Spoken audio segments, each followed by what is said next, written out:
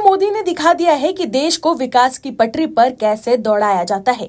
PM Modi के नेतृत्व में 2014 से 2025 तक देश ने आर्थिक विकास के क्षेत्र में लंबी छलांग लगाई है। पीएम मोदी ने देश के युवाओं के लिए ढेर सारे अवसर उपलब्ध कराए हैं।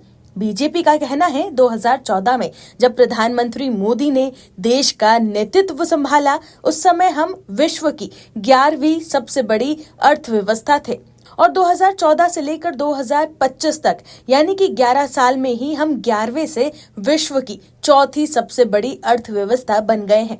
वहीं अब गृह मंत्री अमित शाह ने विश्वास व्यक्त किया है कि 2027 तक हम दुनिया की तीसरी सबसे बड़ी अर्थव्यवस्था बन जाएंगे। मोदी और शाह की जोड़ी देश के लिए हिट साबित हो रही है, लेकिन राहुल गांधी सिर्फ विरोध की आवाज बुलंद कर रहे हैं। जब से केंद्र में मोदी सरकार बनी है, तब से लेकर अब तक राहुल गांधी सरकार के हर फैसले की आलोचना कर रहे हैं। लेकिन अब स्टेट बैंक ऑफ इंडिया यानी कि एसबीआई की एक रिपोर्ट से राहुल गांधी एक्सपोज हो गए हैं। क्या है पूरी खबर, चलिए आपको बताते हैं।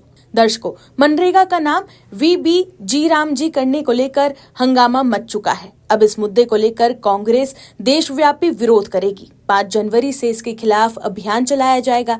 वहीं राहुल गांधी ने MNREGA का नाम बदलने के फैसले को लेकर केंद्र सरकार पर तीखा हमला बोला है। कांग्रेस की बैठक में राहुल ने कहा कि ये फैसला सीधे पीएमओ से लिया गया है, संबंधित मंत्री से भी कोई चर्चा नहीं की गई। ये संघीय ढांचे पर हमला है। राहुल गांधी ने आरोप लगाया कि केंद्र सरकार राज्यों से उनका पैसा और निर्णय लेने का अधिकार छीन रही है, जिससे सत्ता का केंद्रीकरण हो रहा है। उन्होंने कहा कि मनरेगा एक अधिकार आधारित विकास मॉडल था, जिसकी दुनिया भर में सराहना हुई। इसे प्रधानमंत्री ने अकेले दम पर खत्म कर दिया, ठीक वैसे ही जैसे नोटबंदी की थी। उन्होंने आरोप लगाया कि मनरेगा को कमजोर करने का मकसद गरीबों से पैसे छीनकर बड़े उद्योगपति को फायदा पहुंचाना है।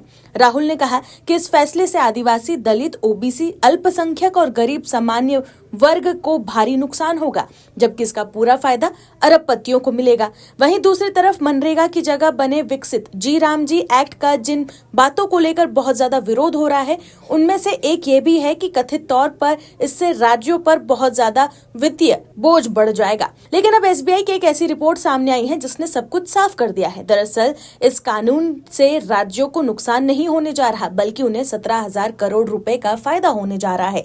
स्टेट बैंक ऑफ इंडिया की एक रिपोर्ट के अनुसार राज्यों के अपने योगदानों की वजह से उन्हें मिलने वाले फायदे में और भी ज्यादा बढ़ोतरी होगी। एसबीआई ने पिछले 7 वर्षों में राज्यों को मिले मनरेगा के तहत औसतन आवंटन के आधार पर अपनी रिपोर्ट दी है कि नए कानून से असल में केंद्र की ओर से राज्यों को मिलने वाले उनके शेयर में 17,000 करोड़ रुपए की बढ़ोतरी की संभावना है।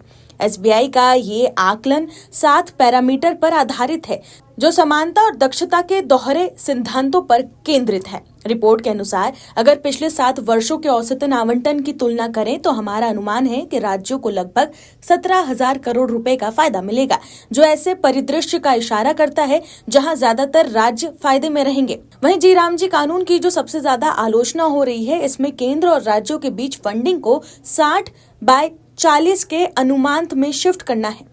इसमें 40 वाला हिस्सा राज्यों को लगना है और हालांकि इनमें से पूर्वोत्तर के राज्य, केंद्र शासित प्रदेशों और हिमाचल क्षेत्र में पड़ने वाले राज्यों को शामिल नहीं किया गया है।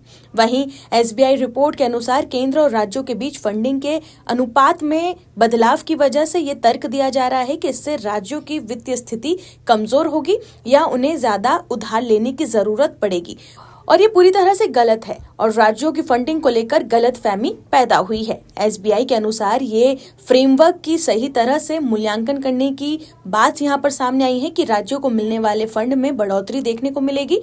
वहीं इसके विश्लेषण के लिए एसबीआई के प्रत्येक राज्यों को मिलने वाले कुल आवंटनों को पहले सभी पैरामीटर पर तोला है और फिर उनकी तुलना वित्त वर्ष 2019 से लेकर 2025 तक मनरेगा के तहत मिले औसतन आवंटों से की गई है। इसमें वित्त वर्ष 2021 शामिल नहीं है। इस मूल्यांकन के अनुसार अधिकतर राज्य फायदे में रहेंगे और सिर्फ 2 ही राज्यों को सीमित कमी का सामना करना पड़ सकता है। नए कानून के तहत जिन राज्यों को सबसे ज्यादा फायदा मिलने की संभावना है, उनमें उत्तर प्रदेश और महाराष्ट्र सबसे आगे है। इसके बाद बिहार, छत्तीसगढ़ और गुजरात का स्थान है।